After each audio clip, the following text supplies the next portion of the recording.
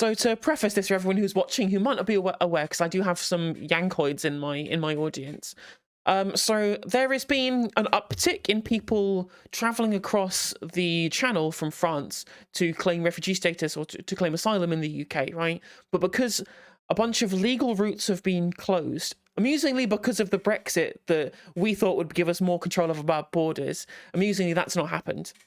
Obviously, the opposite has happened from that, and all the agreements we previously would have had with regards to asylum seekers, they've all gone now.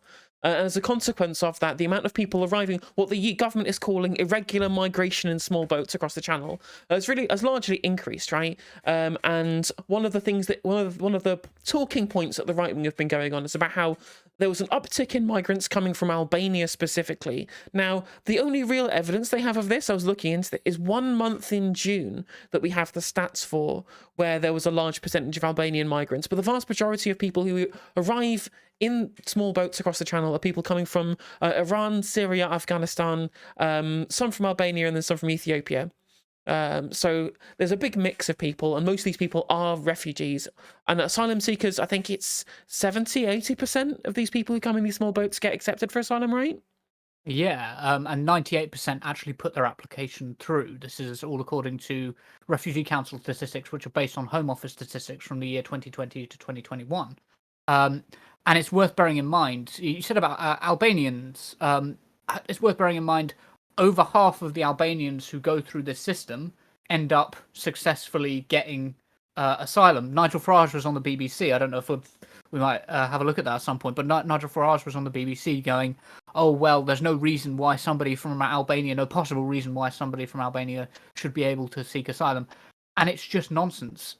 He also tried to claim that the majority were from Albania, the majority of these people doing these crossings. That's also nonsense. If you look at the statistics from this past year, the year leading up to June 2022, you find that 4,104 people were Albanian refugees seeking asylum in the UK, or applicants seeking asylum in the UK. And that's out of 70,000 total applicants for that year, which works out at 5.86%. I don't know how good Nigel Farage is at maths, but 5.86% is not a majority. It's not even close to a majority.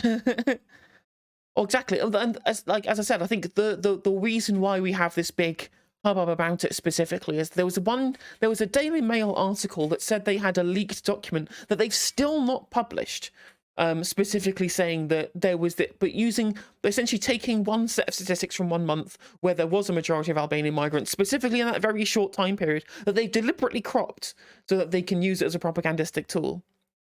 But they're still not even shown or even released the leaked document that tells us all these people are all people come from crime gangs or drug trafficking rings or whatever it is. And even if it was, right, even if it was, we actually have, in July 2021, I think it was, Priti Patel signed a deportation agreement with Albania already, right? So the issue isn't the fact that we don't have the means or the wherewithal to do any of this. Because what's actually happened, if you look at the statistics, there's been really interesting stuff posted on Twitter about this. Francis Coppola has been really great at covering this. Is that the amount of asylum applications in the UK has been basically steady for the past decade, right? There's been a small spike in 2021, 2022, but not like a huge spike. Like if you look at the graph of the backlog against the amount of applications, the backlog has spiraled out of control. And the amount of actual applications has stayed the same, which it's almost like, right, that the Tories have been stripping money away from every single government department, and they are deliberately frustrating the asylum process and the asylum processing, the funding available for asylum processing, deliberately to try and frustrate the process to be able to make it into a political war. It'd be weird if they did that, wouldn't it? That doesn't sound very likely. I reckon it must be the poor immigrants. I reckon it's the fault of the poor immigrants. I reckon that's what's going on here. No, it's like you say.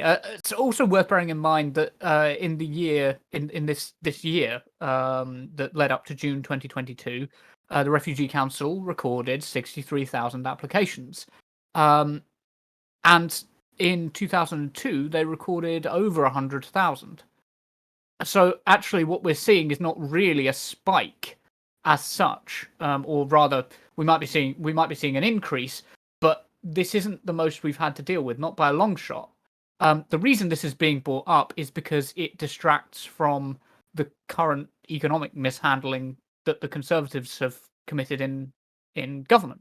Like, that's why it's being brought up.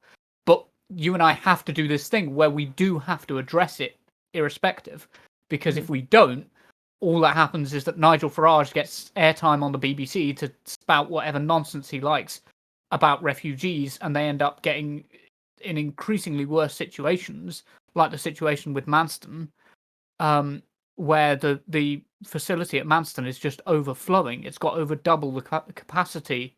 It's got over double its capacity of refugees crowding into there, and outbreaks of things like diphtheria. It's just horrific. It is absolutely. I mean, it's very reminiscent of the border camps during the Trump administration in the United States, right? Rather than the border camps where, and again, like, there are people. I mean, at least the difference here is there's people in Manson waiting for their asylum claims to be heard, whereas in the United States, people weren't even getting to claim asylum in the first place. They were getting shipped off to the detention centres. And you're absolutely right. It is entirely. I mean, I was literally saying on stream. Must have been. I'm kind of. It can only been in the last week, right? When I was saying that, well, the main kind of electoral position of the Conservatives, they've been the party of stability, the party of stable economy, the party of sound money, or whatever, right? They've always been the party that have prided themselves, that have got huge amounts of votes for being the people who were good, who were safe hands for the economy. Obviously, that's never actually been the case, but it's only now been put into sharp focus that they actually affected their own voter base, right? The issues of the Truss economic plan and the fiscal event, as it was called, was that it increased mortgage payments for middle class people, which would usually be the Conservatives' voter base. So the people who've always seen them erroneously as the party of fiscal responsibility, that image is now dead, right? That image for them is now dead. So that's why we see these huge poll swings away from Conservatives toward Labour, right? Because they broke Rule 101 of British politics, which is do not fuck with people's mortgages, right? And so now their position as the economically credible party is gone. It's dead. So where else are they to go? And the answer, of course, is fascism. Like, I mean, not only are we seeing, these huge issues from the fallout of the Truss's economic plan, but in general, living standards are deteriorating, right? We have a cost of living crisis. We have the issue with the cost of energy due to the war in Ukraine, etc. And, all the profiteering, right? That's a large portion of this is profiteering by corporations, not whether it be in the energy sector or elsewhere, right? Inflation expectations will allow people to be able to, price gouge wherever they would need to, because of even if you're not being affected by energy prices and you're a corporation, if everyone else expects CPI to go up, you can increase your prices with CPI, and people will just have to continue consuming in the same pattern, right? You'd be stupid not to raise your prices, even if your overheads hadn't changed that very much in price, right? So we're seeing a huge decay in the previous living standards that we had, but now it's not just affecting working people, it's affecting the middle class as well. It's affecting everybody, right? And what happens in times of capitalist crisis? I wonder what the economy was like in Weimar Germany in the 1930s. Yeah, and the staggering inflation, like it's all very, and post-economic crisis as well. Like when you think you're in the clear, but a lot of this is still fallout from the 2008 economic crisis. Like this is still ongoing problems that have been largely caused by the 2008 economic crisis, but also by the Conservatives like repeatedly screwing up. And the population is not unaffected. I'm sure you know about the Dover petrol bomb attack. I don't know if you've gone over that with your audience. I'm not sure if. No, I've not streamed in a couple of days, so this will be the first. Yeah, I'm surprised we never. There's so much background to this story, right? It's so multifaceted. So for people who don't know, right, there was a terrorist attack. Was it yesterday or was it the day before? The day before yesterday. Day before yesterday, there was a terrorist attack it was in Dover, right? I was in Dover, Yeah, yeah. they attacked an immigration facility in Dover, and the reason why these attacks are happening is we're continually getting fascist rhetoric coming out of this government, right? Especially from the Home Secretary, Suella Braverman, who she's in a lot of shit right now, and that she just recently admitted to sending like confidential government emails on her own personal email account 6 times at least. She's admitted to. So she's in pretty deep shit over that. And she was also at the time describing this influx of migrants, describing them as a swarm. Swarm was David Cameron, describing them as a scourge, describing them as an invasion, right? This is incredibly kind of dehumanizing rhetoric, which, it's stochastic terrorism. That's what it is. If people weren't using language like this, if Priti Patel previously wasn't using language like this, we wouldn't have been in a position where people have felt the need to do terrorist attacks. Like, come on, like, this kind of things that we've been hearing from Suella Braverman, they could have come out of an Anders Breivik manifesto. Yeah. And it's the post hoc justification. That's what gets me. It's like, if what she was saying was true, and there really was a force of 70,000 people arriving on our borders who were invading us, like, if what she said was true, it would have justified what that man did, because attacking an invading army is actually a reasonable, like, that's a reasonable thing to do if it's an invading army. But this isn't an invading army. This is desperate people. This includes women, children, and vulnerable men from all over the world. Some of the most vulnerable people in the world coming here to try to build a new life, and this guy drives 100 miles to carry out a terrorist attack, a suicide bombing with petrol canisters. And for the police then to turn around at the end, like they did, and go, well, we can't say for certain that this is a terrorist attack because we can't say for certain that it was politically motivated. I'm sorry, what? What? It's so obvious. It's like, what else could it theoretically be, right? Yeah. It's honestly, it's absolutely mind-boggling. The reactions to what this have been, but it's interesting how right-wingers will kind of, they will at least sometimes, right? They will sometimes at least try and pretend that to engage in some kind of level of material analysis on these things, right? And that they'll say, oh, how he wouldn't have thrown the petrol bomb if there wasn't this huge issue of migration, right? Think of what's going to happen to the cost of living in the area where the migrants resettle, because there's going to be more competition for jobs, which is interesting. The first thing is that asylum seekers aren't competing for anybody's jobs, right? If you're in the middle of an asylum seeking process, you don't get to join the workforce. You don't get to have a job. You just get put up. Amusingly, right? They've been saying, oh well, all these asylum seekers are getting we're paying millions from the exchequer to put these migrants up in hotels. Yeah, like 5 people to 1 room, right? Like, it's hardly, this is hardly like an easy existence. To even if I mean, I wouldn't complain about having a hotel paid for, but living 5 people in a room is not exactly. It's not exactly living the life of Riley, really, is it? They're expected to live on £6 a day as well. Exactly. They're expected to live on £6 a day.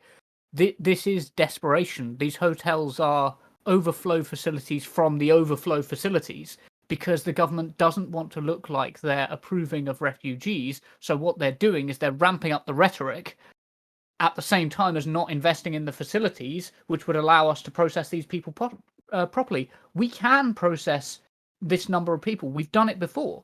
We know we can process this number. In 2002, they processed almost double this number. We know that the problem isn't the number of people coming over. The problem is, are the Home Office actually willing to address it? And they're not. They would rather see people suffering. They would rather see people being treated for diphtheria in one of their what effectively are concentration camps. I'm sorry to say, but like, 100%. It's not to be confused with a death camp. A death camp is something different, but a concentration camp is just where you put people that you consider enemies of the state and people who are an unpopular minority. It's just a holding facility for those people, and we're one of the few countries in the world that holds these people indefinitely. Like, a British citizen can't be held without trial indefinitely. An asylum seeker can. Hmm. It's how badly they're being treated is just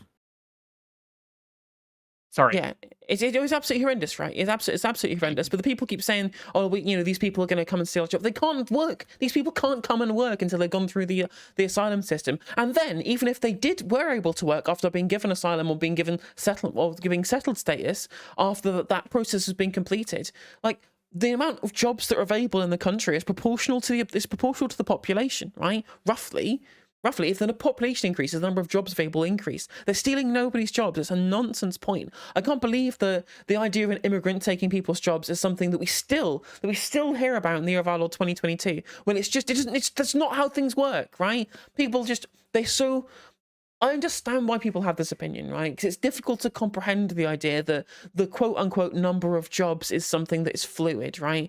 We like to think of the economy as something that stays the same as some kind of closed system, and really it's not a closed system, and it always expands and contracts over time, and that these things are never really fixed. Obviously, it feels bad if you have a Polish person come and work for slightly less doing the same job as you, but obviously they'll do it better because they're Polish. But that's still going to create a job elsewhere, and these things will, over time, everything will all work out. Will all kind of settle down. The market will find positions for these things, right? Yeah, and it's placing the blame in entirely the wrong place to go, oh well, the problem is the Polish person there. No, the problem is the employer who just fired you to pick up somebody who will work more productively for them for the same wage or less, like Hmm. usually less. But that is the problem there. If you want it to be an even market, make sure that we have a properly enforced minimum wage and properly enforced employment standards, stronger trade unions. All of these things will actually help you. What won't help you is blaming the migrants. It's just Exactly. yeah. 100%. This And also, it's also weird. Like, imagine if these people were part of some kind of cooperative, right? Do you think they would willingly vote away their own jobs? No, of course they fucking wouldn't, right? It's yeah. another problem with with the labour market under capitalism. But yeah, so I mean, as I was saying, right, with the kind of collapse of kind of the prosperity that capitalism was promised us, and how that's been championed by consistent consecutive conservative and Labour governments as well.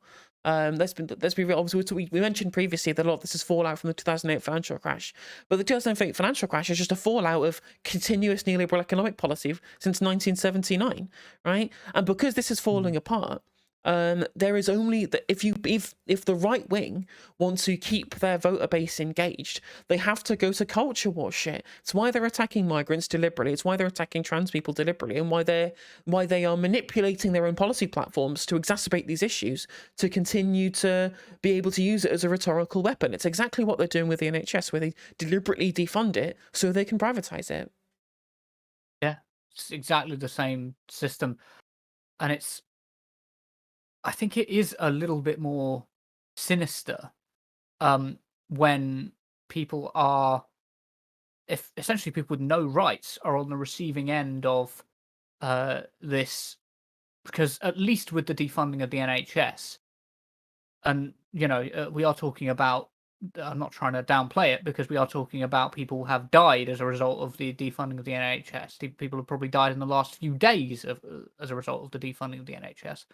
Um, but when we're talking about refugees, we are talking about people who have no political or civil rights really here in the UK, who can be imprisoned indefinitely, um, who don't have a right to work, who have no other means of subsistence beyond this government, which is just mistreating them. Defunding and strangling that system, it seems especially cruel, especially when you see the footage of like the kids calling for help when there was an organisation that went to one of the that went to Manston actually. Um, yeah, when you see that, it seems particularly nasty and cruel. Um, yeah, Yeah, exactly. And I mean, there's people in chat saying that they will attack minorities even when the economy is fine. I mean, of course, I mean that is true, my rear end, but I think that the amount to which the rhetoric gets ramped up specifically in times of political crisis for the right wing, that happens that's when these things will kind of hit fever pitch, right? And it's also worth thinking, right? It's also worth pointing out here that it's not just the Conservative Party that's to blame for any of this. We have to point two fingers at the media, because it's always the media that push this, right? You can actually see the amount to which people care about immigration as a political issue is almost directly mapped onto the amount to which the media talk about it being an issue. And the spikes always come from the media first, so it's not the other way around. It's the media that get people angry about immigration, and not the other way around. It's not just the media reporting on public opinion, right? Because, I mean, Talk TV, right? Talk TV just did a poll on Twitter, right? Saying, and people want to hear about nothing but immigration. Right? You look at their stats on YouTube. Right? The reason why that the only things that Talk TV will talk about are the monarchy, immigration, and trans people is because they get tens of thousands of views for every single segment that they clip and put on YouTube. Right? They have a financial incentive to continue using these things as political tools, because again, we live in the world of outrage media, of outrage marketing, where what you do is you get people outraged and then you use that as an ability to sell them more content to watch, to create them into people who are willing to kind of fight for some kind of cause that you've caused a celebrity that you've pushed onto these people, right? And no one is more kind of sunk cost fallacy kind of into these causes than people who feel like their entire livelihood is being threatened. And that's why the rhetoric against immigrants is so strong, because people genuinely feel like they've been sold this lie that there's these criminal gangs coming in, that there's actual Albanian criminals coming in that's going to come in. Like, when I post about this on TikTok, people are in my comments saying, well, do you want all these Albanian men to be in the towns where your daughter might be, or where your wife might be, or whatever? And I'm just like, do you think these people, just because they're Albanian, are somehow more prone to committing sexual assault? Is that what you're trying to imply here, right? These people genuinely feel like there is some kind of existential threat at hand. The same thing's happening with trans people. The trans people are an existential threat to cis women being able to exist in public, right? And unless you create this existential threat to people, they won't get engaged into the moral panic. And the end result of that is that you're essentially doing stochastic terrorism, because once they feel like they're under threat, they'll commit acts like what we saw in Dover the other day. Sure, I've brought it up to you before, but the term stochastic terrorism has always been interesting to me, because in after the Bavaria project, which was a historiography project looking at the Third Reich's atrocities. Once the Soviet archives had opened up, we gained a lot of new insight about the way in which the war was conducted on the Eastern Front as well, and where a lot of the concentration camps were liberated.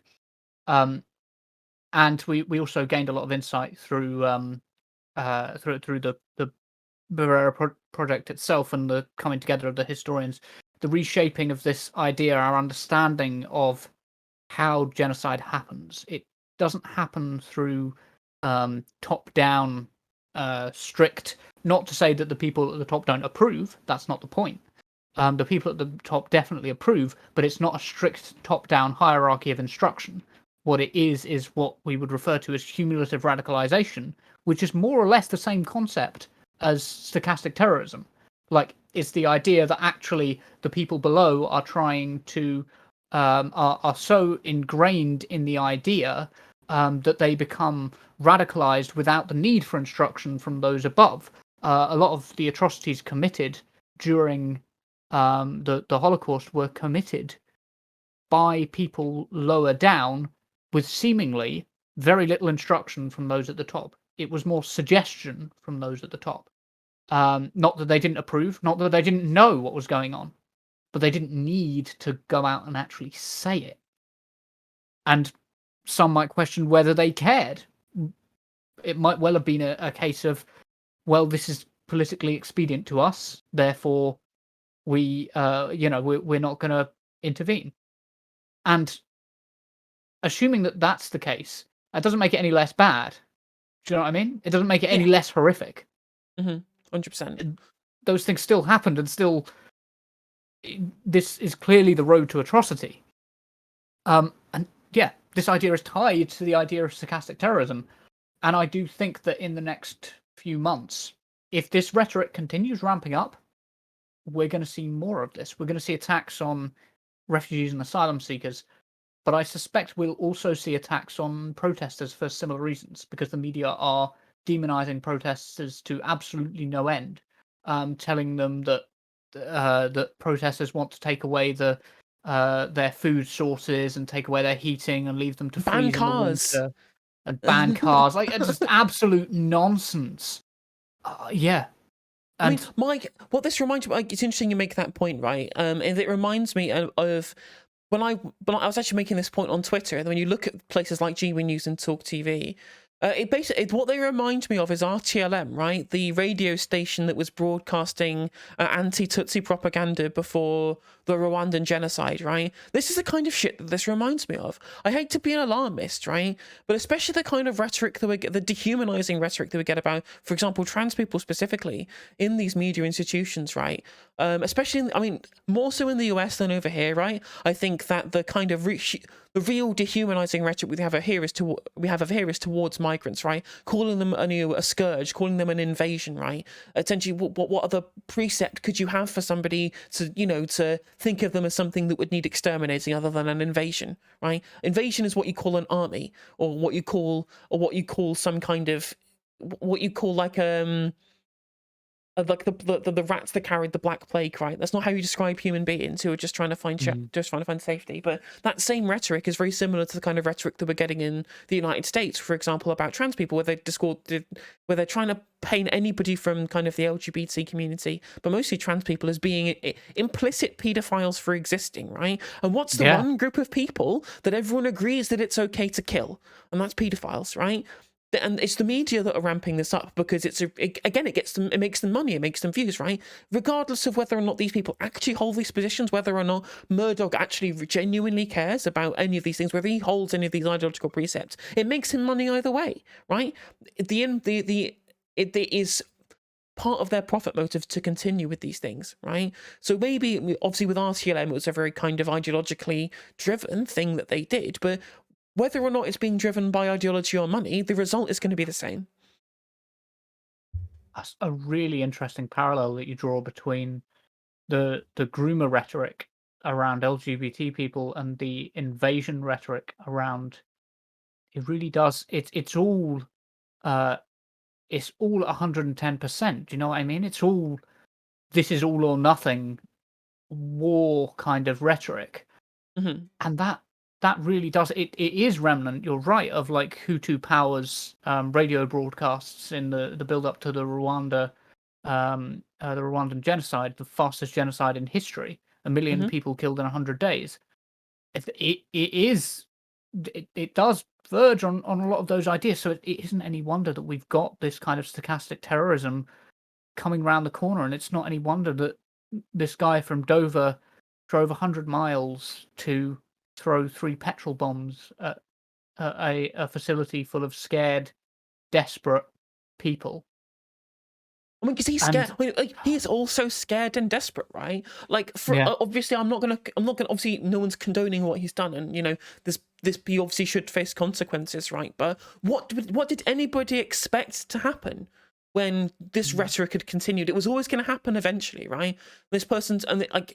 You should always blame people for their own actions, right? But you also have to understand the material reality that led up to this point.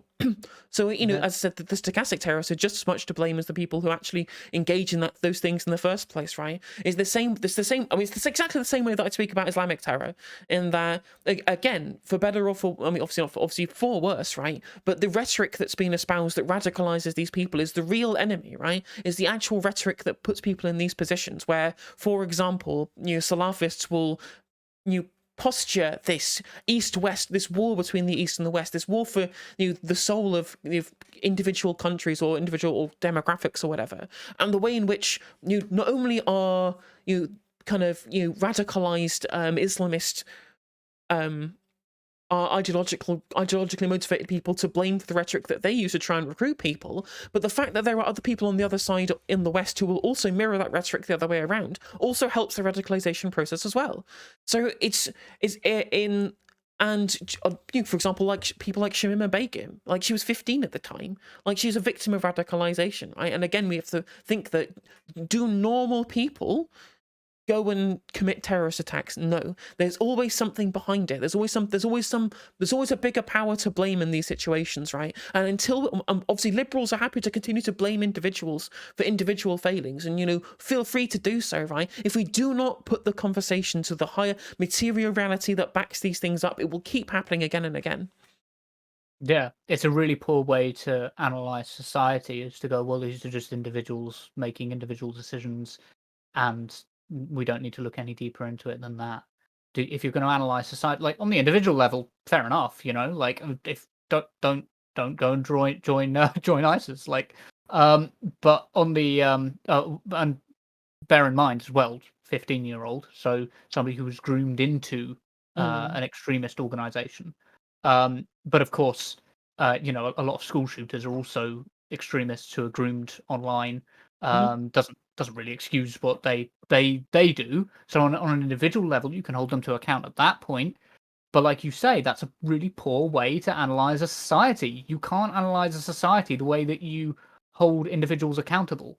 That just leads to absolute nonsense. Yeah, if I send you if I send you a link from the BBC Sounds Act and give you a timestamp, could we listen to something together? Is Yes, that all right? absolutely, 100%. DM me on Yeah, Twitter. cool. I will. I'll send it to you on Twitter. Hold on a second. I will mute my mic for a second. But yeah, it's crazy how, like, and how many times these people just get platformed, right? Like, I think someone was pointing out on Twitter the other day. Actually, I think it was Aaron Bassani, I think it was, pointing out how the people like Julia Hartley-Brewer and people like Nigel Farage, they continually get positions to be able to talk about these things on like mainstream thing, like BBC Question Time. Like how many times like Julia Hartley-Brewer has been more times on Question Time in the past 6 months than the Green Party have been, and they're in a whole political party, and she's just a nonsense propagandist. Like trying to propagate this shit over and over and over again, and they're being tacitly endorsed by the media that we pay our tax money for, right? Like, it's unreal that the level to which that people will get these positions tacitly endorsed by just even appearing on programs, right? And I know the response to this will be, well, you should, if we should put these ideas out in the open. If you challenge them, then you'll be able to defeat them in the marketplace of ideas, right? But we actually have proof that it doesn't work. Interesting, you mentioned the BNP previously, right? The biggest moment of the BNP's history was Nick Griffin being on Question Time, right?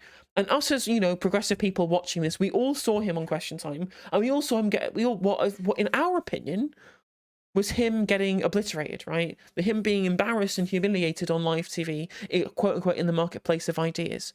The BNP membership massively increased after his appearance on Question Time, right?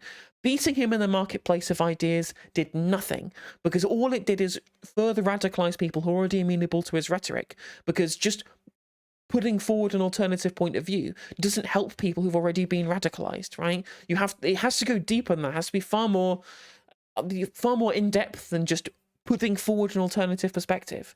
Did you show the DM? There we go. Brilliant. Let me. I did. Before we yeah, I think the whole bringing Nick Griffin on, the other thing that is worth bearing in mind is there's always offshoots with these groups. There's always little offshoots. Like the EDL was in some ways an offshoot of the BNP, and so was UKIP. Like UKIP is kind of an offshoot of the BNP. The BNP itself like is an offshoot of the old National Front and British Nazi Party. Like they're an offshoot of that. Who are tied to the old British fascist parties, like the Mhm. literal British Union of Fascists. There's always a link, a thread you can follow.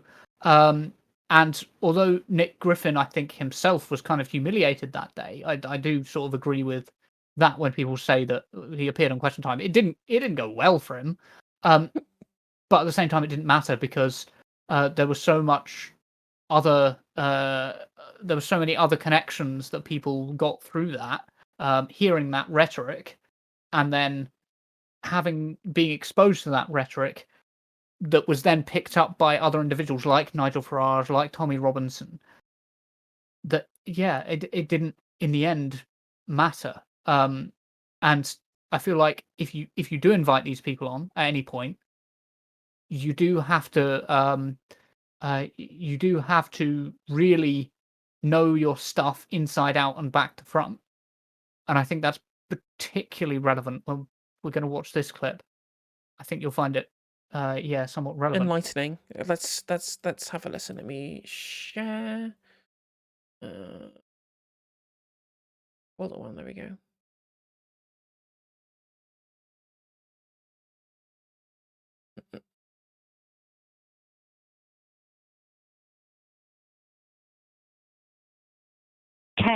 Are currently deciding if they'll be striking for better pay and staffing later this winter over this year's pay rise. So the announcement of more public sector restraint is likely to inflame that situation. If people are facing bills that are spiralling out of control and their wages are nowhere near enough to keep up with costs, they are going to move for better paid jobs elsewhere. They're not in discretionary areas of spending. I wonder if this this is the isn't right people timestamp, deciding sorry. whether they're not going to go out in the evening. This is people who are looking at losing their houses if they cannot pay their mortgage. I think I know what you did, yeah. Because I think you in the message you went 2015 to 2230. Is it 2215? Maybe try that. We're being warned of eye-wateringly difficult decisions. The idea that you wouldn't do the obvious thing, which would be to tax these obscene. Yesterday was the first. Oh, sorry, excuse me. I've sent you the one from since I last went on there. They've actually released a new one. That's why. Sorry. No worries. That's fine. Is it from the 30th? 31st. Yeah. 31st. I can send you a link. Sick. Sorry. This is plain text. Sorry about that to people watching. No worries.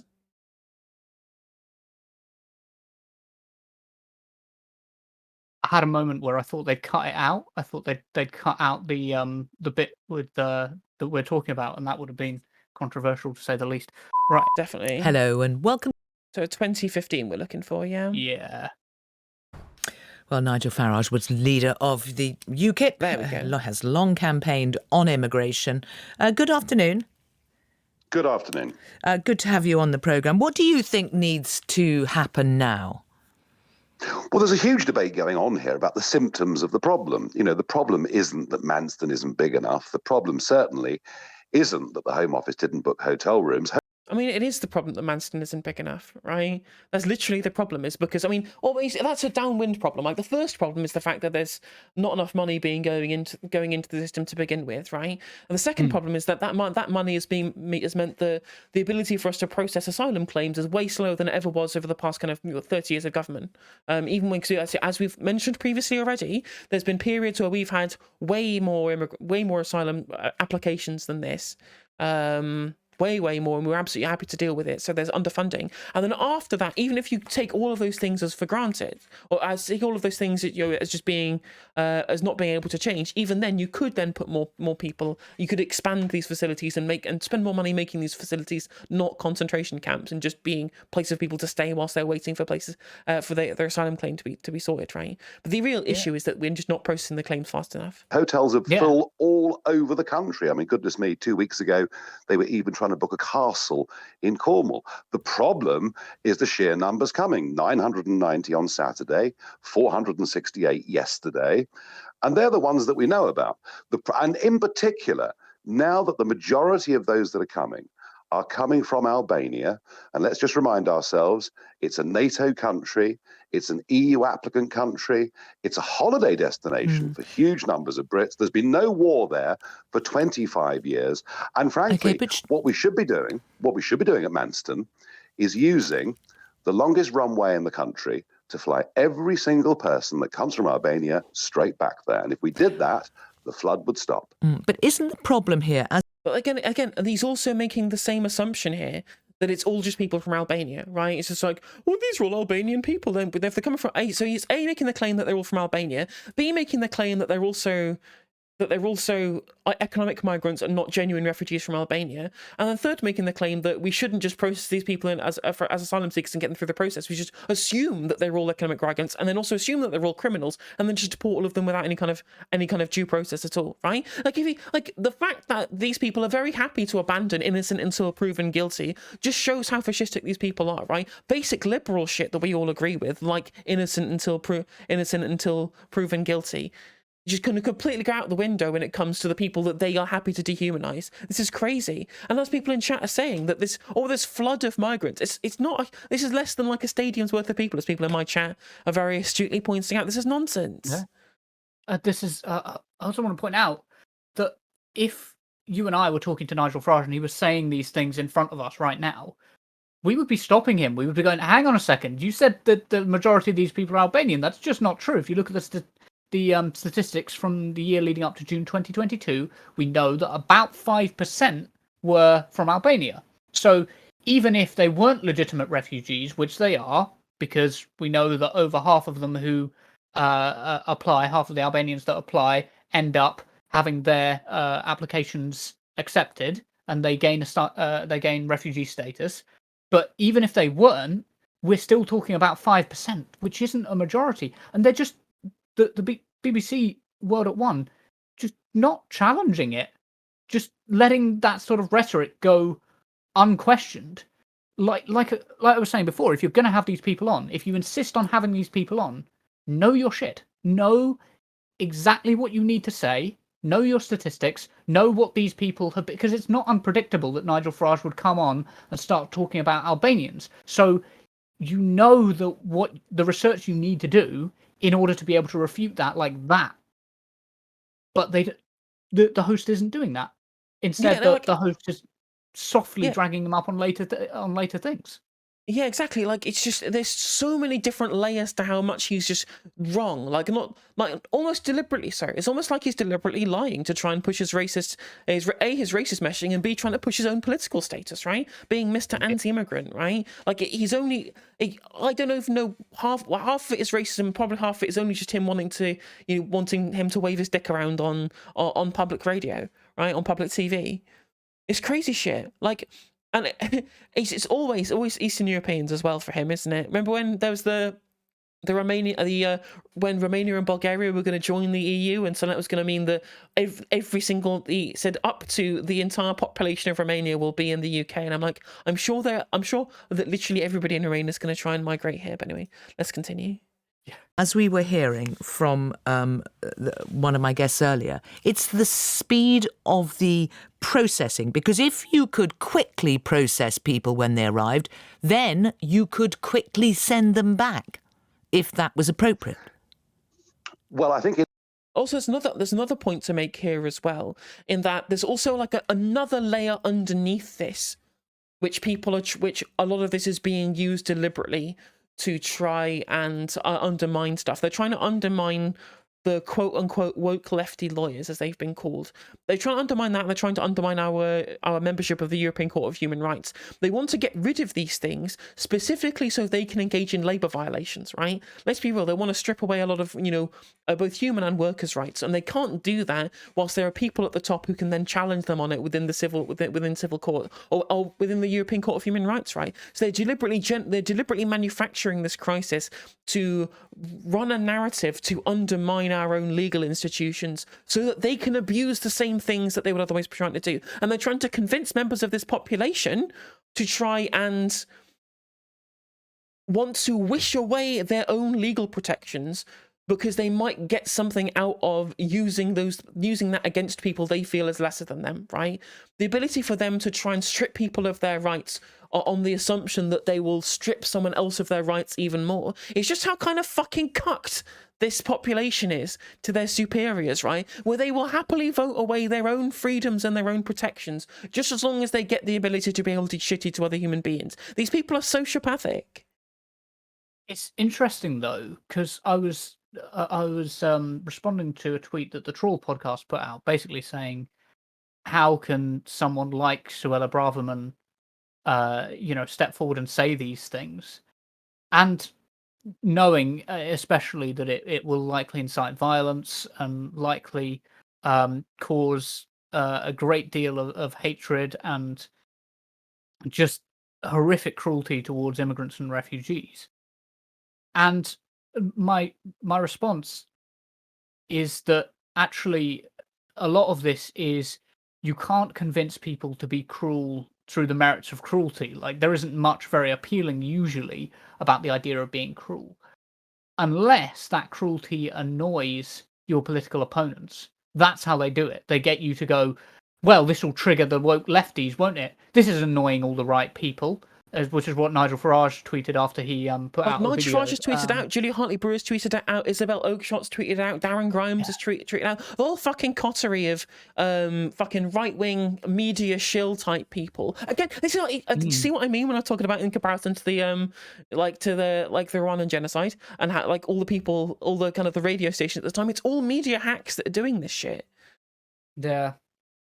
Also, it makes me quite depressed, actually. You reeled off 5 people who are like right-wing, well-known in our media, big figures, and who are on the TV and in our media space all the time. Yep.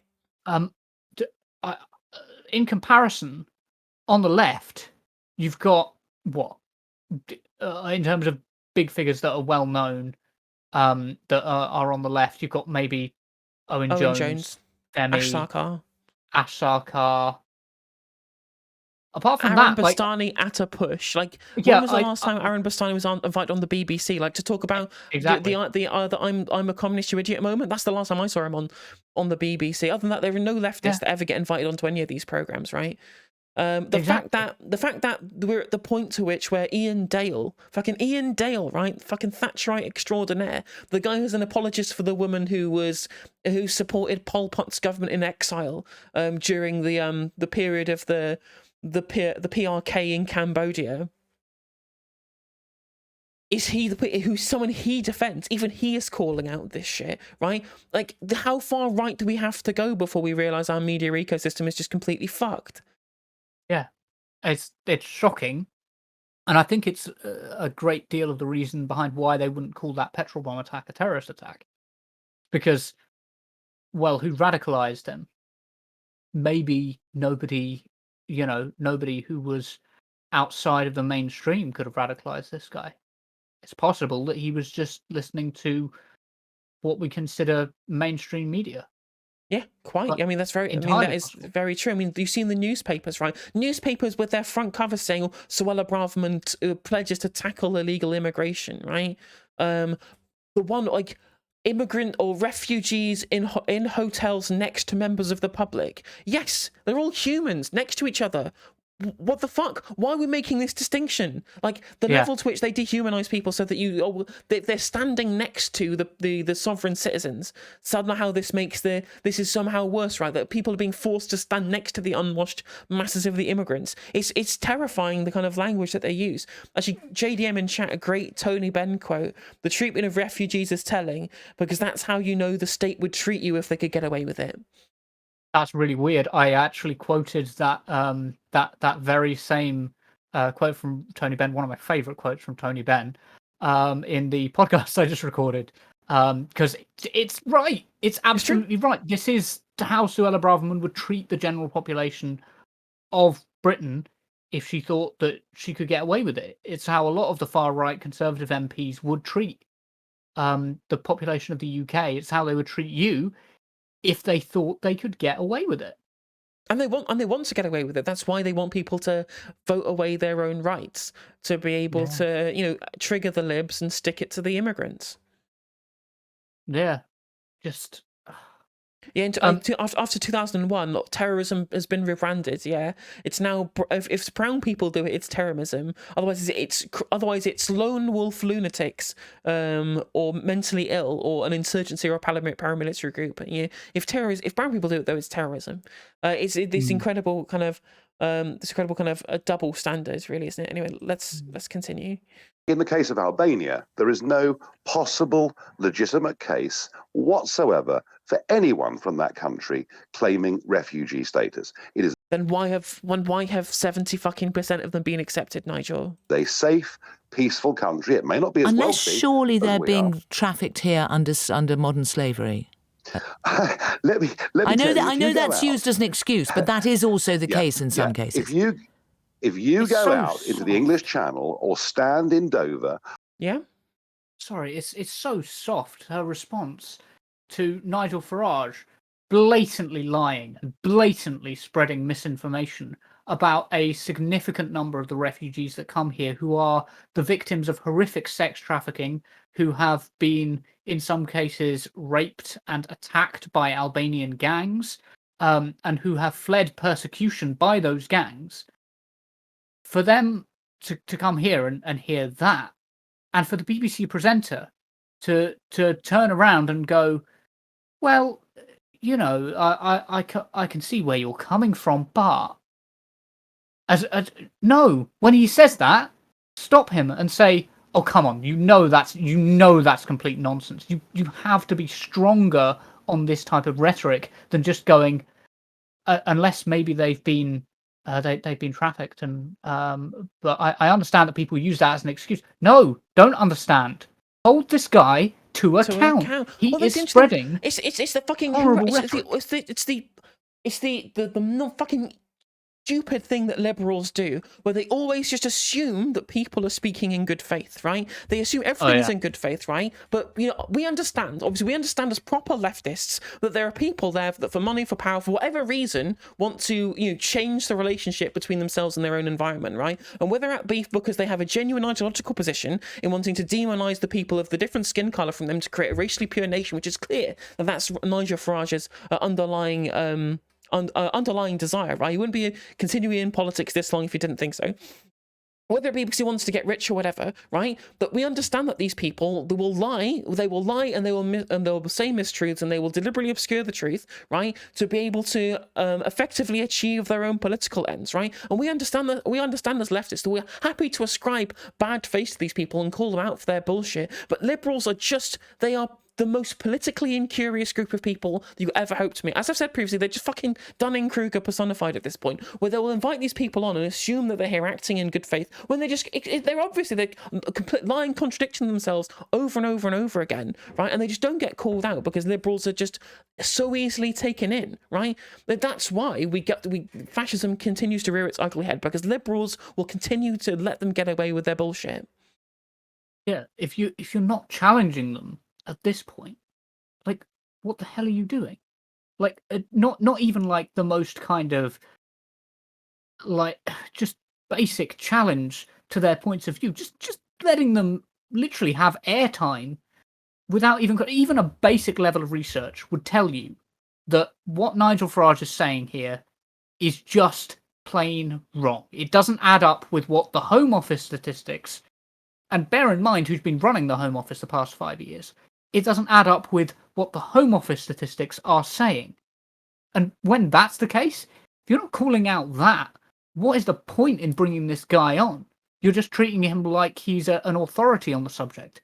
It's giving a platform. Not. Yeah, it's literally just giving a fucking megaphone to say, "Oh, look at the bad brown people coming across the river." Right? This is crazy as well. How, speaking of like the refugee stuff, like I've made this case on this kind of stuff before, but I'll make this case again. In that, if we know, right? We got to first of all, you got to convince everybody. You got to tell everybody the statistics about asylum acceptance rates, because I mean, then that is proof, obviously, that we know the people coming over are indeed genuine asylum seekers, etc., right? But once you have that in that opinion there, and people are just like, oh, well, hang on, if they're coming across the river in small boats, then they still need to be sent off to Rwanda because they're entered the country illegally, right? It's really this kind of liberal thing that adhering to the rule of law is more important than the actual utilitarian justification for why that law's in place in the first place, right?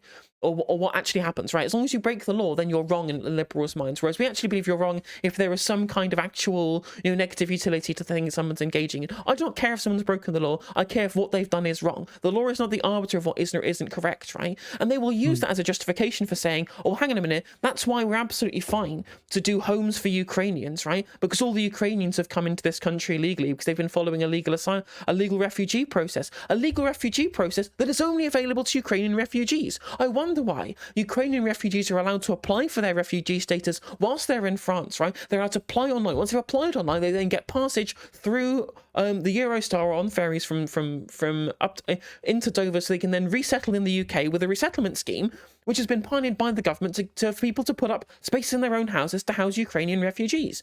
And that process is not available to people fleeing Iran, fleeing Syria, fleeing Afghanistan, fleeing Ethiopia, fleeing Tigray, and fleeing Albania, right? This position isn't open to them. I wonder why. I wonder why there is this differentiation between Ukrainian refugees and refugees coming from the Middle East or whatever. It can't be because there's safe countries in between, because there are safe countries in between Ukraine and the UK. Because these Ukrainians, they could just as happily have ended up in France. They can end up in Moldova. They can end up in Poland. They can end up in Germany, in Czechia, in Slovenia. They could go to all of these places, right? But we have correctly understood that the refugee burden of Europe should be spread out equally, right? We already don't take barely any refugees at all, right? We take fewer refugees than the Democratic Republic of Congo, which, bear in mind to everybody, there is also a war going on in the Democratic Republic of Congo right now as we speak, and we're still taking fewer refugees than the Congo, right? We take no refugees at all. We take barely any, right? Turkey have taken in 1.3 million refugees. We've taken in less than 100,000. Like, it's... or at least in the last 2 years, since this became a hot button political issue, right? Especially in recent years. And that's the only reason why there's this differentiation between Ukrainians and other refugees is because the Ukrainians are white, the other refugees aren't, so it's very easy to propagandize against them. Yeah. And we take less than 1% of all of the world's refugees, according to the Refugee Council. So we're not flooded with the overwhelming burden, and I genuinely don't know, bearing in mind that 72% of all the world's refugees end up in countries that neighbour the one that they fled from. With that borne in mind, I don't know how a system that insisted that you should all go to the countries that the first safe country that you reach, and the neighbouring country, which, by the way, there's no obligation to under international law. Explicitly so, yeah. Yeah, even assuming that was the case, assuming that was the law, a system like that would collapse pretty quickly, because you can't have 11 million Syrians fleeing to Turkey. Like, that's just not a sustainable way of conducting international relations. You have to share some of the burden, and this kind of it brings me to a point that I like to bring up when we talk about asylum seekers and refugees, that there is nothing more cowardly, more like really kind of disgustingly I don't usually have a go at people for cowardice, because I think sometimes fear is quite intelligent, and what we call cowardice is actually quite intelligent. But actually, the dereliction of your duty there to your fellow humans, as well as the fear mongering and the panic about desperate people fleeing for their lives and making them the enemy, that is cowardly. That is really cowardly. Mm-hmm. And it's a disgusting type of cowardice that I can't really just anyone who does this indefensible. It's completely indefensible. Yeah. And as Lincoln Bio points out in YouTube chat as well, and I think that France are very happy for us to process our applications in France. They have reached out to us, right? And since all of the previous agreements that we had have broken down since leaving the European Union, they've come out to us and said, we will happily to assist you on having a processing centre in France so that we can go through the applications quicker. But they don't want to do that because they're continuing to weaponize this as a political issue. It's also very amusing how this liberal belief in the rule of law, right, is very happy to extend that to making sure that the only route to which the brown refugees get into the country is through illegal means, so they have a justification for ignoring them outright because they've automatically made them illegal by default. Like, you literally made them into illegal humans. That's what they've done. Yet when it comes to, I don't know, international law, right? Following international law, following law that's been decided on things like the kind of the process for asylum seeking or engaging in taking in refugees, which amusingly not only did we promise to uphold, but we also helped draft, right, as part of the UN Council. Like, we're literally, this is part of our own thing, especially since the ECHR that they want to leave and that they're using this as a justification for was set by fucking Winston Churchill. These people worship this guy as a fucking deity. They're really willing to fucking shit on the very few good bits of his legacy. To achieve their own political ends. Not only shitting on his legacy of forming the ECHR, but also his legacy of defeating fascism, because they're happy to now wholeheartedly endorse fascism when it's politically expedient for them. It's crazy shit. And how do they imagine that international relations actually works? If you break all of your international agreements, because the UN conventions that we've signed, 1951 and 1967, are international agreements that we have a duty to uphold and that we have agreed with the other member states. If we break those agreements, really, what is our word worth on the international stage? Because we're already breaking agreements all over the place. The Tories repeatedly and brazenly break international law. And how do they imagine that international relations is supposed to carry on? It's very much the same situation with what I was saying before about refugees. Well, they should just go to the first safe country. They shouldn't come here. They pass through safe countries. Like, how do they imagine this works? Their idea would be completely incompatible with any system that you could imagine of international law. And I also just think that a lot of people just don't realise that this could be you tomorrow, right? Imagine if the war in Ukraine turned out into full-scale European conflict. We wanted to flee Europe to go to Africa or Asia or whatever to seek refuge in a country that's not been that's not under the kind of the throes of conflict, just like what's happening the other way around, right? Imagine if we wanted to then go and claim asylum, I don't know, like Egypt, or you go and claim asylum in Morocco or Tunisia or somewhere like that. What do you think they would say to us? What do you think they would say after all of this stuff, after we've continually broken international law? Do you think they'd let us in? I doubt it, right? Yeah. And I think what's more likely than a conflict actually is that climate change leads to parts of the UK being internally displaced within the UK, because people rarely ever talk about the other type of refugees, which is not external refugees, but internally displaced people. I think there's actually more of those, if I remember correctly from my studies. There's actually more of those than there are people who are displaced externally and go to another country. And I want to just say as well, the reason that Suella Braverman won't accept France's offer, or rather that it seems to have been ignored, is once again because her and Priti Patel don't want to be seen to support refugees. Yeah. They're really scared of being seen to support asylum seekers and refugees. The cruelty is the point. Yeah. Anyway, let's continue. Sorry, yeah.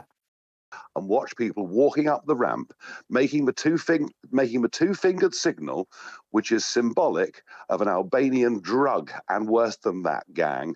You would not see people who are being trafficked. You can go on to TikTok every single day, and what you can see are criminal gangs. Oh, there's TikToks, are there? I didn't realise there was TikToks, Nigel. Well, that definitely trumps all of the official figures that we have from the government. Oh well, now I know there's a TikTok. You've really changed my mind. Fuck, I've spent on a fucking dime.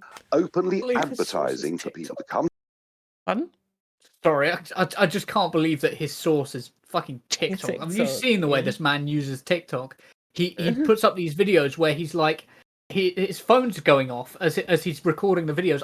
I've done responses to him on TikTok where he's recorded something. He's held the phone this far away from his face, like a boomer, like that far away from his face. And he's recorded a video. Meanwhile, his phone is just beeping away. And the idea that this guy is citing videos from TikTok as though he has any idea where TikTok videos come from, like he could properly source a TikTok video, it's just just laughable. God. It is it's absolutely pathetic. It really, really is pathetic. And also, if you genuinely, right, if you really want to stop, the illegal drugs trade taking advantage of the UK, how about legalize all the fucking drugs? Right? Yeah. If you want to stop the drug trade, take away their incentive. If you want to stop the illegal border crossings, make the border crossings make it legal to cross the border. If you want to stop the illegal drug trade, make drugs illegal. It's really fucking simple, right? The reason why black markets exist is because there is no white market for it. Yeah. Come to Britain to join the criminal trade, and that's why 3 weeks ago, a letter was written to the Home Secretary saying these men pose a risk to national security, and that is what we should be discussing. Now, the fact that we have the system we have, and there are people effectively backing up at Manston, should the Home Office not be booking some form of accommodation to allow them to be moved on from there? Where would you suggest? Well, that's why I was asking you. Well, the hotels are full. We've now got sort of crazy ideas. Hotels aren't full. I mean, well, hotels that want challenging it on something to give themselves over for a year to these customers. There are very also, I don't see what people saying. Oh, they're spending my taxpayers' money on hotels. Yeah, they're creating jobs, right? Hotel industry was dying on its feet because of COVID. They're injecting economic stimulus, right? This is true. Exactly. Yeah. Are you trying to kill the business of hoteliers? Oh God, these people, they just hate business. They're so anti-capital. Very few more takers. Other ideas have circulated, such as putting people in private houses, such as actually putting people who've come across the channel into hotels where there are other members of the public. This whole system. Horrific. 255 in chat is asking, would you consider Nigel Farage a fascist specifically, given how much you've studied this stuff? I'm always careful with direct labels. I would say that I would probably describe it as sort of what he's leaning towards recently as neo-fascism. It's getting close. It's getting closer every day. When you look at the way that he's describing things now, a few years ago, probably not. I would probably have erred on the side of no, he is extremely right-wing, but probably doesn't fall under the category of fascist. Now his rhetoric is full of the idea of globalists, the liberal elite, and all this stuff that is essentially it's dog whistle Nazi talking points. Yeah, it seems very recently the Umberto Eco point about obsession with plot. Right, that's something that never really existed before now, but in the last couple of years, I guess since the takeoff of conspiracy theory on the internet, that's really become the kind of the hallmark of the term from just kind of racist right wingers, like just genuine just conservative racism towards actual fascism, has been this kind of this idea that there's somehow a plot, whether it be kind of liberal lefty lawyers, or whether it be the European Union, whether it be the World Economic Forum or the globalists, right? There's always this kind of this cabal of people who are secretly behind the scenes, right? And we all know they mean Jews, right? But it's always been that obsession with the idea that there's somehow some kind of plot to undermine the West or to undermine the UK, for example. Like the only reason why Brexit is failing is because of a plot by somebody else, right? And that's been a central part of kind of fascistic rhetoric that we've seen in the UK. Like there's been this ramp up in fascistic rhetoric, and I think Nigel Farage really has played into that. Again, I think you're right in saying that that's what I've always tried to say, and that I try not to call people fascist specifically, but you can describe people's rhetoric as being fascistic, and I think that's that's a better way of putting it, because trying to intuit, look into someone's soul, right, and see what someone really believes. No one can do that. No, you can't really listen to someone and say, this is exactly what you believe. I know exactly what you believe. I know everything that's in your own head. You can't do that. But what you can do is describe the rhetoric that somebody's using, and they say, well, that is fascistic rhetoric, and I would agree with you there. Yeah. Is at breaking point.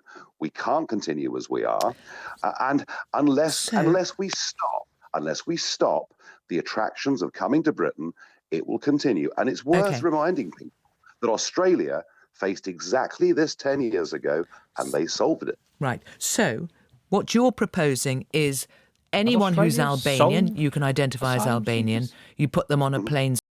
I've not looked into it enough. I can't say with any kind of authority. There's actually a Loner Box video on this, on the Australian refugee and asylum process, that I've watched once and then completely forgot the actual content of.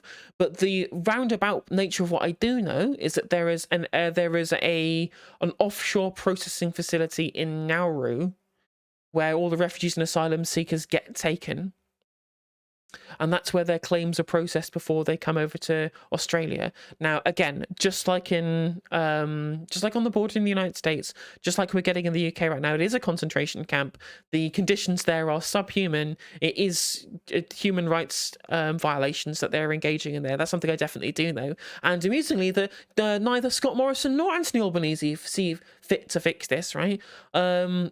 I think Scott Morrison and the Liberal Party, or at least, I guess, Peter Dutton now he's the Liberal leader, I think they just fully throated, just happy to just do this shit because they're happy to engage in human rights violations. Whereas I think Anthony Albanese is doing it because he thinks it's politically expedient because anti-refugee rhetoric is incredibly high in Australia, right? Like Pauline Hanson's One Nation Party got an increase in their primary vote of the last Australian election, so clearly the anti-refugee sentiment is there. So I don't think that he thinks that it's politically expedient for him to push back on the narrative. But then again, if he doesn't push back on the narrative, it'll never change, right? It's exactly what we're getting in the UK from Rachel Reeves and people saying, well, the Tories aren't deporting enough people.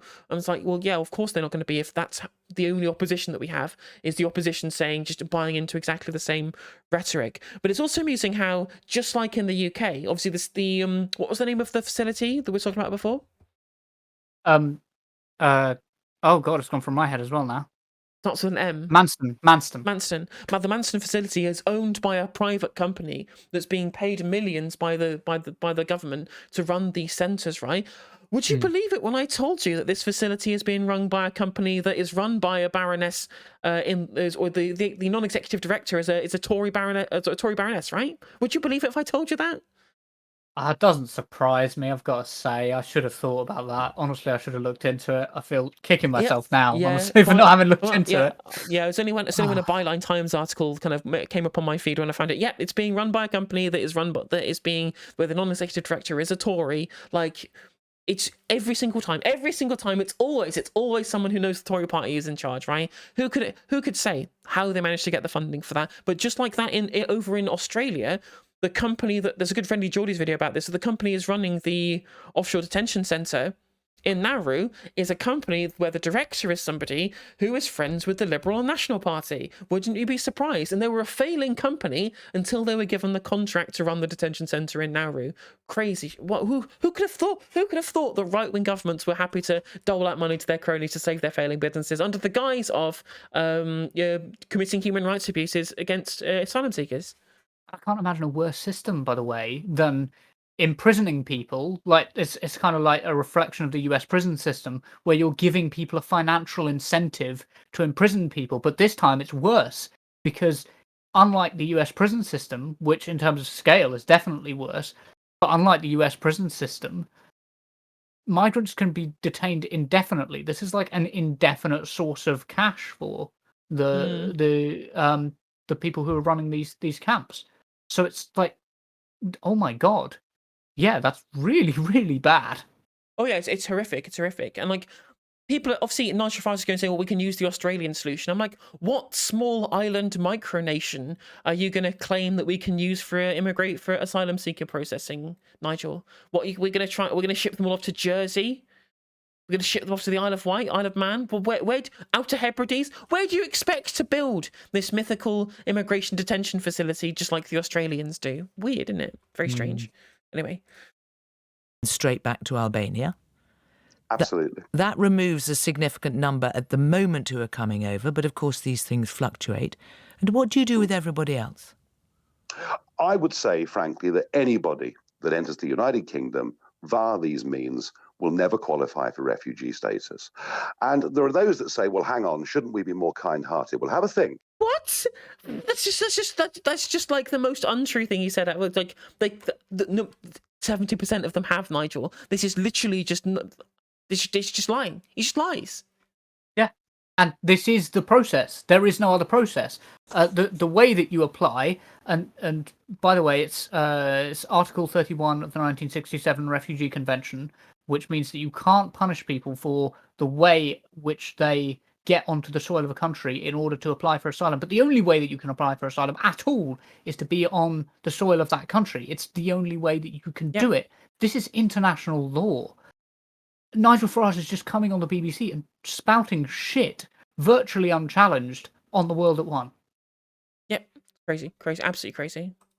Over the course of the last couple of years, we've taken very large numbers of people from Hong Kong, from Ukraine, from Afghanistan.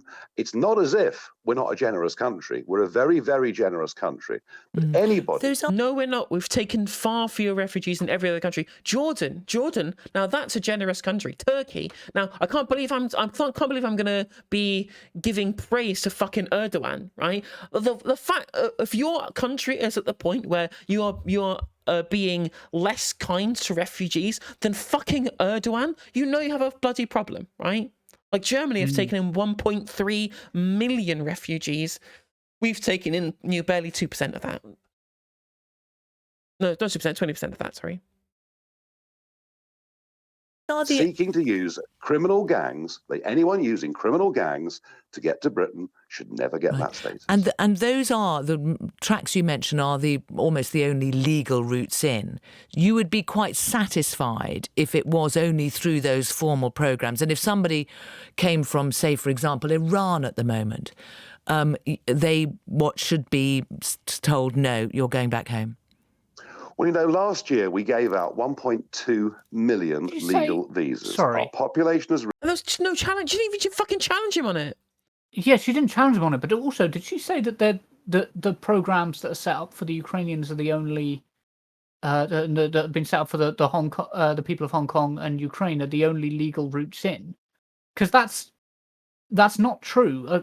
Seeking asylum is very legal. Like, it doesn't. You can't be punished for the way. She's talking about the routes, though, right? She's talking about the routes into the country rather than their legality in making an asylum claim, right? Well, I think she's making the point that we're making is that you can't. Yeah. They literally cannot get into the country unless if you're Ukrainian or if you're from Ukraine or from Hong Kong, you can apply for your asylum online beforehand and then be able to get in entrance because you've applied previously, so you get past passport control coming along, from the Eurostar or by a ferry or whatever.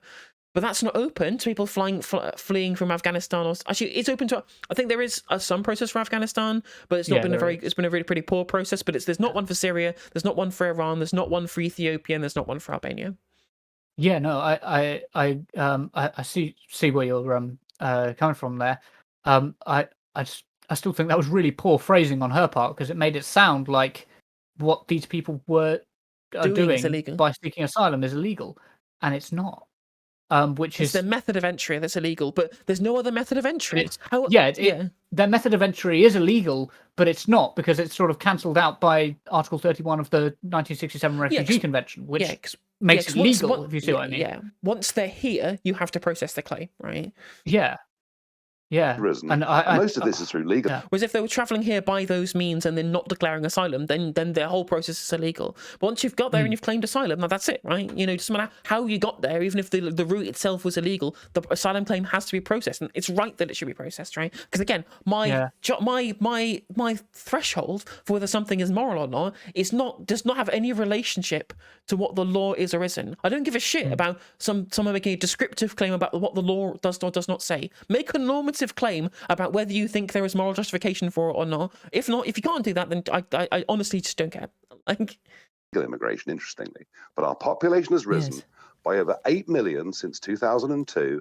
Is it any wonder we can't get GP appointments? The roads are full. You can't get your kids into the local primary school. There has to be a moment when you say we need to get I wonder who has been in charge of the public infrastructure for the past 12 years. I wonder who's meant that. We've not, because again, I need to stress this point for the 1000th time for everyone who's listening, who might be listening on the future YouTube segment that I upload, angrily typing a comment about the state of our public services because of population increase, right? The amount to which that we have to spend on our public services is proportional to our population, right? Our GDP is proportional to our population. roughly, right? It's not a direct correlation, but it is at least somewhat proportional, right? So if you have more people in the country who are paying, who, if they had if you gave them settled status, who are paying taxes, who are purchasing commodities and services, who are increasing our GDP, who would also be increasing our tax revenue, which we can then spend that tax revenue to be able to increase the public services, right? Because this is all proportional. They're not draining the system because the system is elastic. The system is not fixed. There aren't a certain number of jobs. There isn't a certain amount of money to spend on the NHS. There aren't a certain number of hospitals, right? There aren't a certain number of houses. We could be using this tax money to build public housing. We could actually be making huge, we could be using, giving these people settled status, growing the economy, just like Liz Truss wanted, right? One of the very few things that Liz Truss got correct in her dash for growth in her economic budget, and that's why Suella Braverman got sacked by her, was because they had this massive disagreement over immigration, and Liz Truss wanted to increase immigration to be able to give us economic growth. If we got that economic growth, right, we could then put all of that money into better public services. But the Conservative government don't want to do that because they want to destroy public services, and this is just another way that they can create justification for the death of public services, because they're finding somebody else to blame, because immigrants straining the systems that they deliberately defunded. It's a cover for cuts. It absolutely is, and I'm really curious.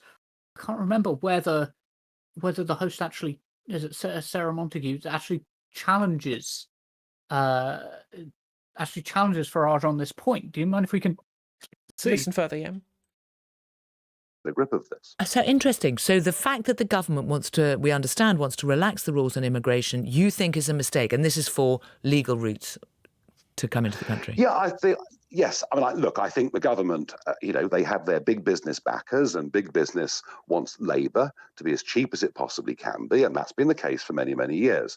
That's not how migration works. Again, another great video by Lonerbox that shows that, again, I mean, amusingly, Nigel Farage is making a Marxist point here, right? This is the Marxist point about the reserve army of labour, and how immigration is always being used as a surplus, a surplus supply of labour to be able to cheapen the power of which the native population to be able to collectively bargain. But again, because of how basic macroeconomics works, that's just not true, right? Immigrants don't depress wages. What you're saying is absolutely right, and Nigel Farage has come on BBC Radio and has gone, yeah, well, I think that the real problem is the real problem with our public services is not really the cuts; it's the fact that our population has increased so much. And we just can't cope with this number of people. All of these horrible immigrants are causing our problems by defunding our public services, and that's the reason that everything is collapsing around us. Like, he doesn't need to say this, he just implies it. And then the host is going, yeah, interesting. That's interesting. Why do you say that? Treating him like he's an expert on the subject, treating him like he's an authority figure on it. It's infuriating, isn't it? And like so many basic economic precepts, right? That just the public have been willingly lied to about forever. Like, for example, the idea of the way the scaling of the economy, like I was talking previously, or for example, treating the overall government budget like a fucking household budget. And that got tacitly endorsed by the entirety of the media. Literally every single media publication for the entirety of the Cameron Osborne austerity years talked about balancing the books as if it was a thing that you could do with a government budget, or that you had to do with the government budget. Even at the moment, right, we have this 40 billion pound black hole being continually repeated by every single news outlet as if it's something that needs to be filled by spending cuts or tax increase. I'm like, budget deficits are fine. We've had budget deficits in this country every year since 2008, right? The last time we had a budget surplus was under Tony Blair. That's how long you have to go to find a budget surplus. Budget deficits are fine. It doesn't matter. The worst thing that we could possibly do right now during a recession or a potential recession is cut spending. It's what we did in 2008, and in 2010 rather, and it didn't work, right? It didn't work. The one thing you're not supposed to do during a recession is just randomly cut spending. It's nonsensical economics, and the fact that people have been sold this lie about a basic economic precept for so long is so infuriating. So, because you can't challenge people on it, and people will tell you don't know how economics works if you try and challenge it, and it drives around the fucking bend. Yeah, it's like it's not even like a very complex idea to understand. That if people are, the example I always use is if there's a company producing laptops, a local company that's producing laptops from parts it imports from around the world, and they're producing these laptops and they're trying to get their business going. it's all very well them having the money to be able to produce these laptops, but if the people in the community can't actually afford the laptops because of all the budget cuts that have been, for example, the bus services, which would have got them to the industrial estate where the business is set up, has all been cut away. And that they haven't actually got the means to get there and to buy the laptops because they haven't got the money, they haven't got the services. Obviously that is going to deepen an economic crisis because that business then goes bust, and then you've got another set of people who are unemployed, and the problem just gets worse. 100%. And again, the biggest where this can be blamed specifically as well is in neoliberal capture of monopolistic industries, right? Or monopolistic sectors of the economy, such as housing, for example, such as the energy sector, right? The fact that one of the things that the neoliberalism has done is make the basic things that we need to live far more expensive because these markets, the demand of which is inelastic, right? So it's the perfect way. It's such an inelastic marketplace. The over-privatization of these industries because of neoliberalism has meant that the basic shit that we have to pay for to survive, to live, like energy, food, rent and bills, these have all massively increased, right? Sure, like consumption, like luxury consumption, they may have dropped in price because of the ways in which these things have become cheaper because of global capitalism, right? But what would you rather? Would you rather a country in which like the basic necessities are incredibly expensive and luxuries are cheap, but would you rather it the other way around? And I would much rather it be the other way around. And we're seeing it at the moment in the people who are supposed to be our consumer class, right? The working people in this country, right? People who earn between like £20,000 and £30,000 a year, something like that. These are supposed to be our biggest consumers because they have to continue to consume. They don't save up money, right? They're not there trying to accrue capital to be able to do something. They're just living paycheck to paycheck and spending all of their money, but they're not spending any of their money on gratuitous consumption or luxury consumption because they can't afford to, because their entire paycheck goes on rent and bills, and the rent of which doesn't go anywhere. The rent money doesn't go anywhere. All it does is then go, the landlords then put it back into the property market to overinflate it even further, thereby exacerbating the problem, right? And because these people can't engage in any kind of luxury consumption, the economy is dying on its feet. Why do you think all the old millennials are killing XYZ industry articles kept popping up? It's because millennials can't afford any of these industries anymore because it costs a month's rent costs more than a week's holiday in the Algarve. This dynamic cannot continue. It's not sustainable. And yet here we have on the BBC, rather than like the sound, like materialist economic analysis, which would actually be helpful to people, for people to know and understand, as a BBC broadcaster which prides itself on educating people. Instead, what we have is them bringing on Nigel Farage and nodding along like he's an expert when he says, oh yeah, well, the real problem isn't the budget cuts, it's that we've got too many immigrants coming in. And joke, oh, interesting, really. Ridiculous, just ridiculous. It's ridiculous. But I think where the government are getting this wrong is we had a political rebellion in 2016 that was called Brexit, and border control and reducing the sheer numbers coming in was a key part of that vote. And if the Conservative Party it's so funny, as we discussed before, how literally the fact that we have Brexit is why we're having the crisis at the moment. It's literally done the opposite. In fact, immigration and illegal immigration specifically has increased post-Brexit. I mean, they got the hard Brexit that they wanted, and this is the result. Want to turn their back on that, they will simply lose the next election. Nigel Farage, thank you very much. Well, the Manston just virtually unchallenged for that whole thing.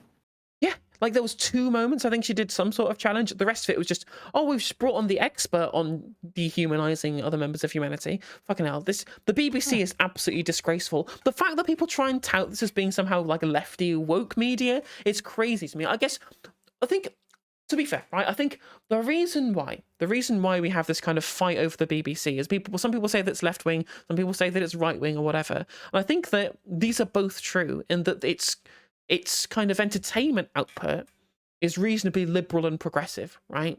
I wouldn't say left wing. It's not like there's not like fucking communist or shit or any of that shit, right? But what it is very progressive, and that angers a lot of socially conservative people.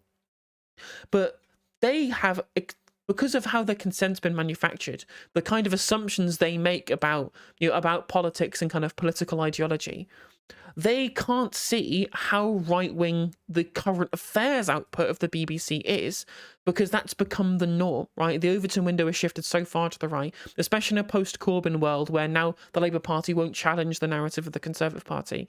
When I hate talking about electoral politics as being the benchmark of political advocacy in this country, but that's just how it is, right? That's just how it be, and I can't really change that.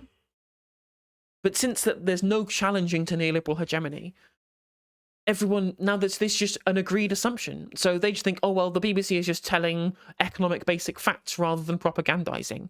Whereas obviously us as leftists, we know, how many things that they will take as read, right? Owen Jones did a really good segment about how the BBC were just taking it, were one of their parts of their coverage of Rishi Sunak and the new budget was about how Rishi Sunak must find spending cuts. I'm like, no, he doesn't have to find spending cuts. This assumption that you've made is completely incorrect and incredibly fucking right-wing. Yeah. So many assumptions. And I want to draw attention to the idea as well that it does come from the liberal side as well as the more kind of right-wing side. This some of this like acceptance that refugees are a problem that needs solving, rather than people in need of help. Some of this dehumanizing rhetoric can start to come from the sort of more liberal and left side as well. Just with this acceptance of the idea that refugees are that we're not processing the claims fast enough, and that's the core of the problem, rather than our treatment of refugees as a whole. And Suella Braverman throwing red meat to the right wing of the Conservative Party, and the way that it comes through actually is a lot of pro-EU people. I've seen them saying, "Oh, but what about the Dublin Agreement? If we were still in the European Union, we could use the Dublin regulation, which, for those who don't know, allows a country inside the European Union to essentially take refugees that arrive on their shores and check to see if any of them have had their fingerprints taken inside any other European member state, and then return them to that European member state if they had their fingerprints taken and checked there." It needs changing, and it's incredibly biased, and it's something that's actually horrendous about the European Union's immigration system. But the Dublin Agreement, first of all, it bears no onus on the refugees, so it's not a responsibility on the asylum seeker to apply for asylum in the first safe country they reach or anything like that. That's not the way it works. But also, it really wouldn't solve many of our problems the way that I've seen a lot of liberals pointing to it and going, well, the reason that we've got so much of this flooding and overcrowding is because we don't have the Dublin system. No, the Dublin system is actually one of the problems with the refugee system inside of Europe. There are things that would help us right now, and help flow the stem and make it easier. But the Dublin system isn't one of them, and I think you've got to be careful about praising systems which are actually harmful rather than helpful when it comes to this whole refugee debacle. Yeah, 100%. You're absolutely right. It's just, the rhetoric is really scary at the moment. And as I said at the start of the stream, for multiple different groups of people at the moment, because again, as I said, fascism do be capitalism in decay, and we're seeing it right now, right?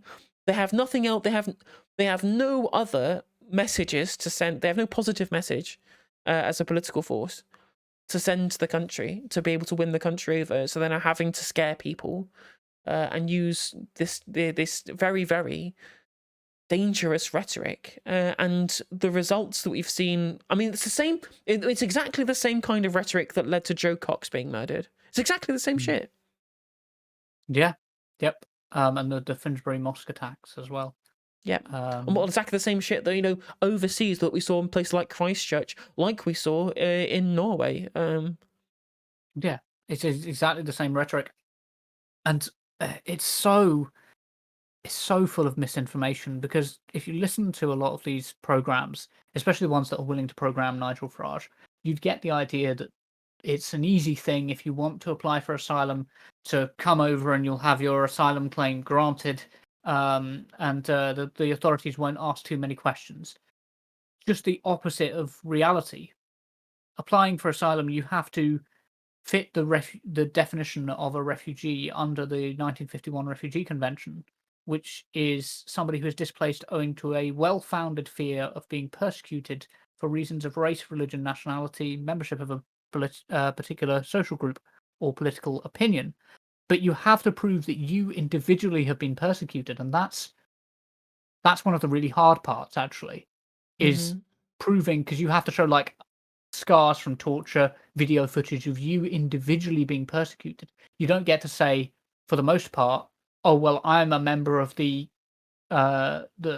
group of the people of Kuwait who are being attacked by the the leading parties in Iraq or Turkey or whoever's having a go at the Kurds recently. You don't get to do that for the most part. What you get is you get told, well, prove that you individually have been persecuted. There are special exceptions, like the ones for people from Ukraine or Hong Kong. But for the most part, you get told, no, you have to prove as an individual that you have been persecuted. And that is such a high standard, such a high bar to reach, that it's astonishing that 76% of asylum seekers in the year to June 2022 had their claims approved. Like, that's a high bar to reach, which means that these are desperate people. Yep, 100%, 100%. Again, and without a shadow of doubt, that is the case. Well, yes. Yeah, I think that's a good way of capping that off, really. I mean, we can still stay in chat. I'm just bookending this segment about the refugee crisis here. So for the future YouTube segment, do you want to shill yourself again? Yeah, sure. I'm at AntifaCog on TikTok, or you just search COG COG on TikTok. I'll probably come up. You got 60k followers or some shit like that, so you're almost certainly going to come up if you search COG, yeah. Yeah, and on Twitter I'm a much smaller account. You'll probably have to search for me there. If you search at AntifaCog. I don't know. I can't get to grips with Twitter. Something about it doesn't work for me. It's a fucking cesspit. I mean, jump ship right now. We're considering what's happening to it, and also you have a podcast as well, don't you? Oh yes, we do. Me and Tumbledryer Maya run a podcast called Left Talk, which you can find a link to in my TikTok bio if you click on the link tree. Thank you for reminding me of that. I had totally forgotten, even though I was just recording before we started. I was just recording the podcast. Yeah. So the other thing that I wanted to bring up there is Twitter. We mentioned Twitter. Have you noticed the way that the Twitter algorithm has changed recently, and so much more of